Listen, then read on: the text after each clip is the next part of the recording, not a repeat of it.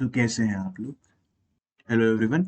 और आज हम शुरू करने वाले हैं 1.2 लेक्चर, हमारी अगली वीडियो कॉम्टिया के कोर्स में। और मैं आपको बताना चाहता हूँ कि आज जिस टॉपिक के ऊपर बात होने वाली है वो है डिस्प्लेस। और डिस्प्लेस के ऊपर यार बहुत सारा माल पड़ा है, बहुत सारा ही माल पड़ा है। मतलब ये खत्म भी नहीं होने वाला। और इसका बहुत कुछ पड़ा है, प्लाज्मा टीवीज, QHD, पता नहीं रेजोल्यूशन टर्म्स, इसकी टर्म्स अलग होती हैं। डिस्प्लेस के बारे में समझना अलग है, उनका मैकेनिज्म बड़ा कुछ है इसमें। मैं आपको बहुत सिंपली बताने वाला हूँ, और कुछ चीज़ें हाँ मैं मानता हूँ, मैं जानबूझ के छोड़ूंगा उनको। अगर आपका इंटरेस्ट हो तभी उठाएं, वरना छोड़िए।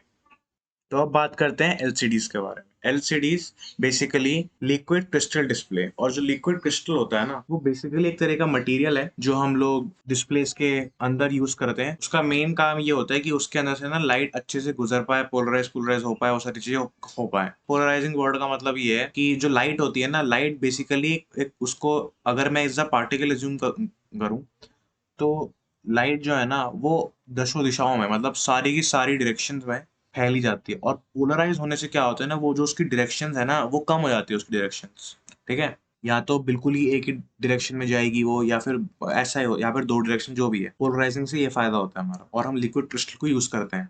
ठीक है, ऐसे काम करने के बड़े सारी चीजें होती है। अभी पढ़ेंगे हम, अभी चिंता मत करिए, अभी पढ़ेंगे हम। एक खास बात जो जब मैं नए एलसीडी के बारे में पढ़ा था, जो आप बढ़िया लगेगी, कि एलसीडीज में बेसिकली सिर्फ एलसीडी ही नहीं होता है। अगर आप अपने टीवी को खोल के देखें, या फिर अपने, अगर कभी आपने मॉनिटर मोटर खोले, आपको पता लगेगा कि उसके अंदर एक एलसीडी तो होती ही है, यानी कि उसके अंदर लिक्विड क्रिस्टल मटेरियल तो होता ही है। पर उसके पीछे आपके पास एलईडी, या तो आपके पास एलईडीज होंगी, या फिर आपके पास होंगे सीएफएल बल्ब्स। तो वो काम क्या करते हैं, वो ना लाइट देते हैं। जबकि जो लिक्विड क्रिस्टल है ना, वो खुद की लाइट तो नहीं दे पाता, वो एक तरह का मटेरियल है और उसके अंदर लाइट हम पास करवा रहे हैं। ठीक है, ये उसका मैकेनिज्म होता है।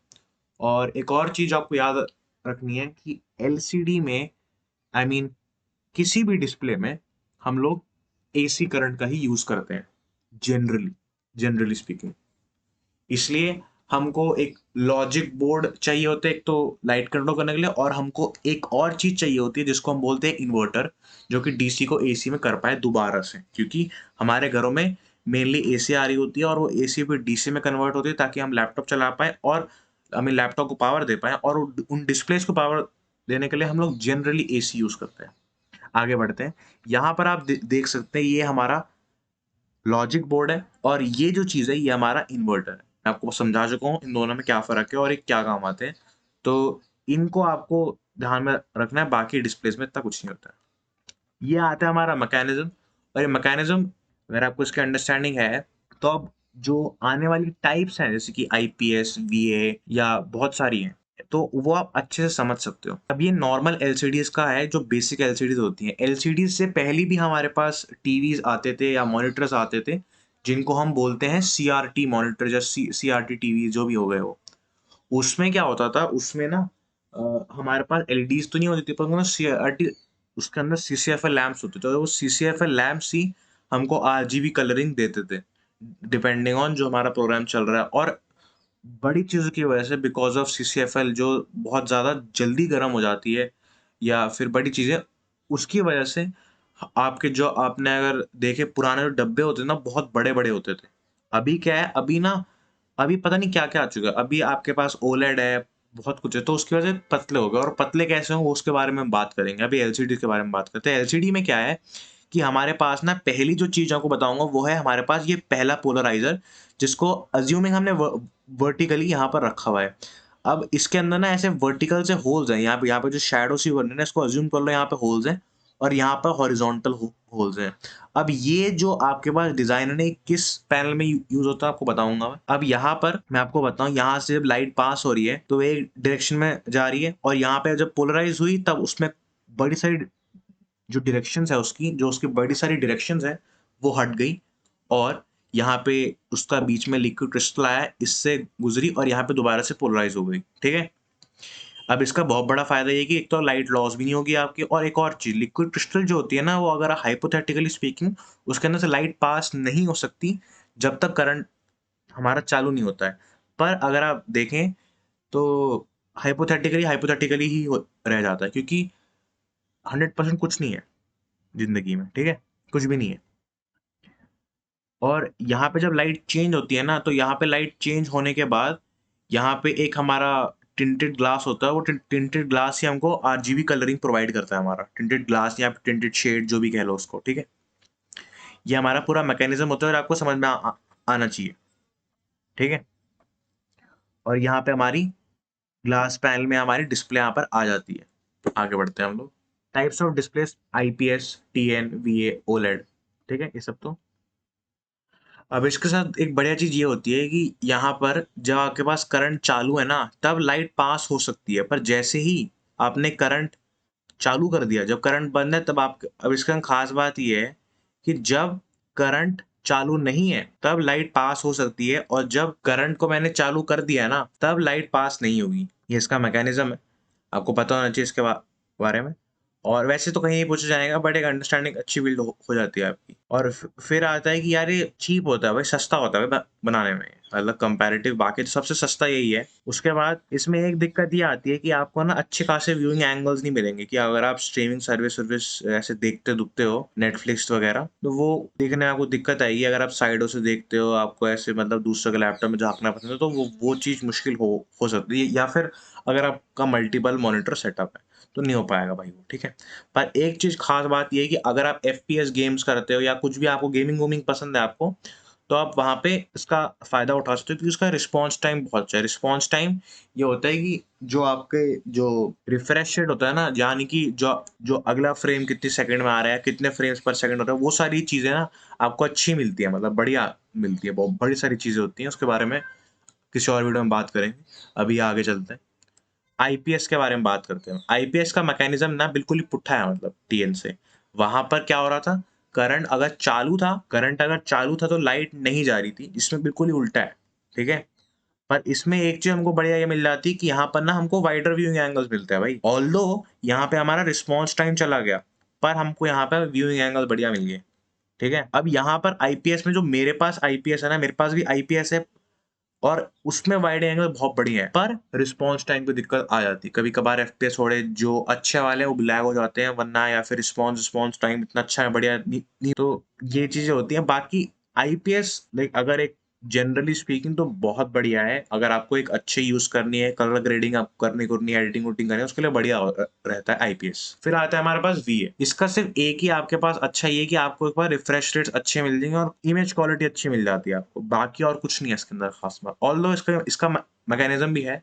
इसका मैकेनिज्म में ये है कि अगर आपने करंट पास कर रखा है, करंट आपका चालू है, तो जो मीडियम प्रेजेंट है ना अंदर, जो लिक्विड क्रिस्टल प्रेजेंट है अंदर, इसमें कुछ स्पेसिफिक टाइप के लिक्विड क्रिस्टल ही यूज होते हैं। और जो जैसे आपने करंट ऑन करा ना, ये जो इसके जो लिक्विड क्रिस्टल है ना, इनकी ना डायरेक्शन बदल जाती है। आप यहाँ पे जब ऑफ है तब देख लीजिए, और जब ऑन है तब देख लीजिए।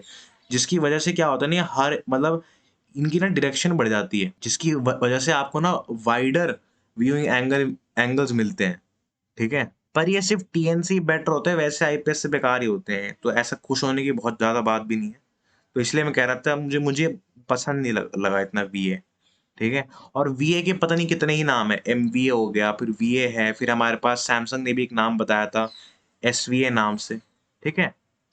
तो आगे बढ़ते हैं, फिर बात करते हैं हम लोग ओलेड के बारे में। ओलेड एक मतलब एक आजकल के टाइम पे ओलेड बहुत ज्यादा यूज होती है। आप अपने फोनों में देख लो, उसमें कहीं पर एमुलेट लिखा होगा, कहीं पर सुपर एमुलेट लिखा होगा। और इसमें खास बात ये है कि हमको वहां पर क्या था, हमको एक बैकलाइट चाहिए थी, हमको बीच में मटेरियल भी चाहिए था ताकि आप जा सके उसके अंदर से, और हमारे पास डिस्प्ले आ पाए।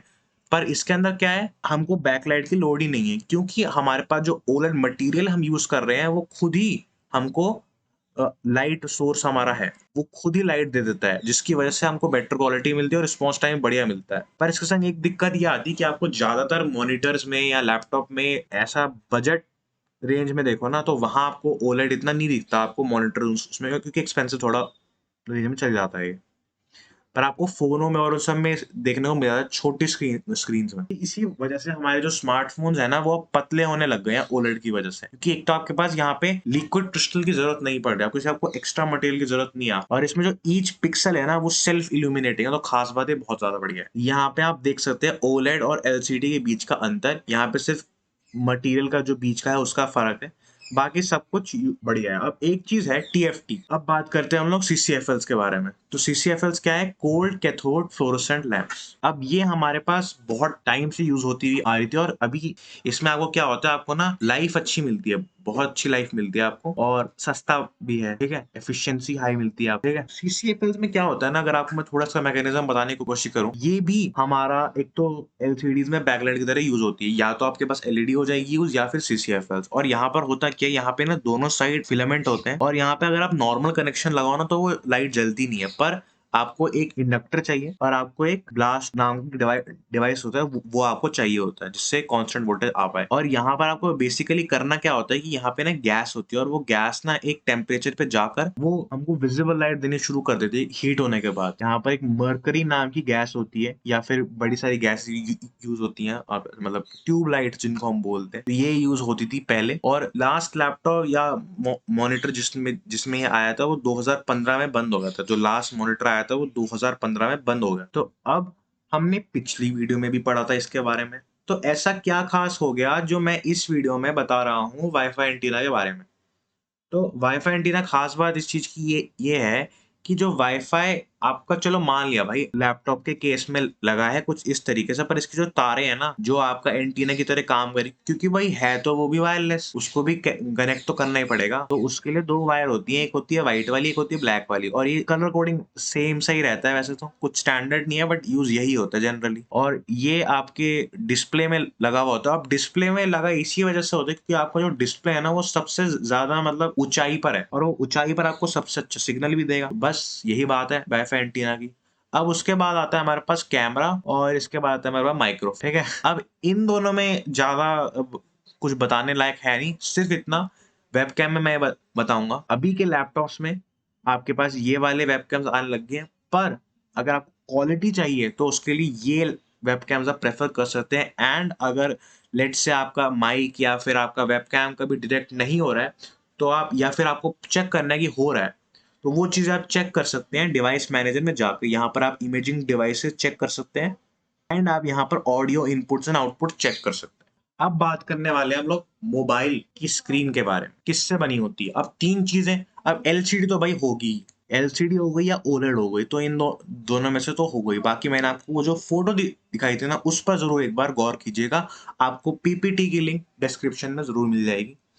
और दूसरा आता है हमारे पास ग्लास कवर। अब ग्लास कवर भी ये है ना कि आपके स्मार्टफोन में ना ये तीसरी चीज होती है जिसको बोलते हैं हम डिजिटाइजर, इस पर हम आएंगे। तो ये ग्लास कवर ना इन्हीं कुछ ऐसी मतलब सेंसिटिव डेलिकेट चीजों को ना प्रोटेक्ट करता है, इसलिए हमको ग्लास कवर की जरूरत है। और बड़े सारे लोग गार्ड भी दिलवाते हैं, ठीक है, जो कि सस्ता सा ही बढ़िया रहता है, महंगा मूंगा तो आजकल क्या ही खोट निकलता है उसमें, आपको सबको पता है। तो अब आते हैं कैपेसिटिव टच स्क्रीन पर, या फिर हम उसको डिजिटाइजर भी कह सकते हैं, या टच स्क्रीन भी कह लो। पर इसके अंदर ये चीज ये है कि जैसे ना ये करता क्या है कि आपके उंगलियों से ना ये ना ऐसे ऐसे कमांड से लेगा और इसको ना डिजिटल सिग्नल्स में कन्वर्ट करता है ये। अब कैपेसिटिव टच स्क्रीन का मतलब ये, अभी यहाँ पे आपको आईफोन की स्क्रीन दिख रही है। अब आईफोन में ज्यादातर ये होता है कि अगर आपकी मतलब डिजिटाइजर ज्यादातर मतलब उनकी ना मतलब सही सलामत रहती है, इसलिए ज्यादातर अगर आपने नोटिस किया होगा जो आईफोन में ना अगर आपकी स्क्रीन में थोड़ी बहुत भी अगर क्रैक आ गई ना, तो पर आपका फोन चल रहा होता है, क्योंकि उनका जो डिजिटाइजर है ना वो बेसिकली उसके जो ग्लास है उसके संग सोल्डर्ड नहीं होता। यहाँ पे थोड़ा दिखा रखा है, बट एक्चुअल में इनकी अलग से आती है इनकी। जबकि अगर आप दूसरे फोनों में देखो तो सैमसंग हो गया, फिर और भी चीजें होंगी, तो वहां पर इसमें एक और चीज ये है कि कैपेसिटिव टच स्क्रीन में कि अगर आप थोड़ा सोच रहे हो कि यार मेरा पेन क्यों नहीं चलता, थोड़ा हम लगाते हैं ना तिगड़मबाज, हम लगाते हैं कि यार मेरा पेन क्यों नहीं चल रहा है, या कुछ ऐसी सेंसर क्यों नहीं चल रहा हूँ, इसी वजह से नहीं चलते हैं आपके उसमें टच स्क्रीन में, क्योंकि जो डिजिटाइजर है ना वो एक स्पेसिफिक जो आपकी उंगलियों में जो कनेक्टिविटी है ना उसी को लेने के लिए इनपुट एज एन इनपुट ये ले सकता है, या फिर स्टाइलस हो गया। तो इसीलिए अगर आपने कभी नोटिस किया कि जो जो सेल्स होते हैं ना उनसे भी कभी कभार फोन चल जाता है, ये यही रीजन है। ये बहुत स्पेसिफिक करंट या फिर वो कंडक्टिव नेचर, वो बहुत स्पेसिफिक कंडक्टिव नेचर ले सकता है। फिर आता है लास्ट इन्वर्टर के बारे में, इस पर हम बात कर ही चुके हैं। ये हमारा मेन इसका काम यही है कि ये हमारा DC करंट को AC करंट में चेंज कर रहा है बस। और ये CCFL में यूज करते हैं, इसलिए इसको CCFL इन्वर्टर भी बोल देते हैं बस, और ज्यादा कुछ है नहीं। बाकी हाँ, घरों में भी इन्वर्टर यूज होता है, बट वो हमारा अभी के लिए काम का नहीं है। तो आज के लिए बस इतना ही। आशा करते हैं आपको समझ आया हो, और हाँ, अगर वीडियो अच्छी लगी हो तो लाइक कीजिए और सब्सक्राइब करना ना ना भूलिएगा। अगर वीडियो अच्छी लगी तो वीडियो को लाइक करना